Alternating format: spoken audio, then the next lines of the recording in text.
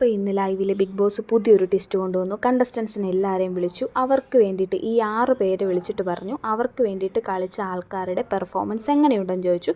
അപ്പോൾ നമ്മുടെ ശാരിക വന്നിട്ട് പറഞ്ഞു ബിന്നിയുടെ പെർഫോമൻസ് ശാരികയ്ക്ക് ഇഷ്ടപ്പെട്ടില്ല, വളരെ മോശമായിട്ടാണ് കളിച്ചതെന്ന്.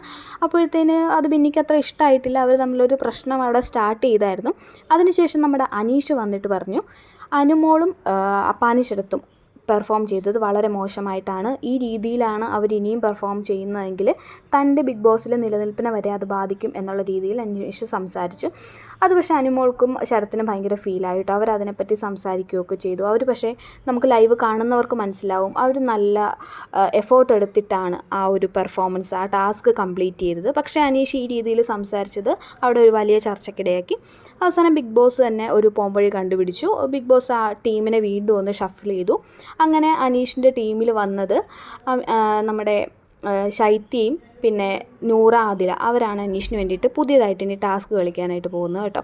അപ്പോൾ ഇനി അടുത്ത ടാസ്കിൽ അറിയാം ഇവരുടെ പെർഫോമൻസ് ഒക്കെ എങ്ങനെയായിരുന്നു എന്നുള്ളത്.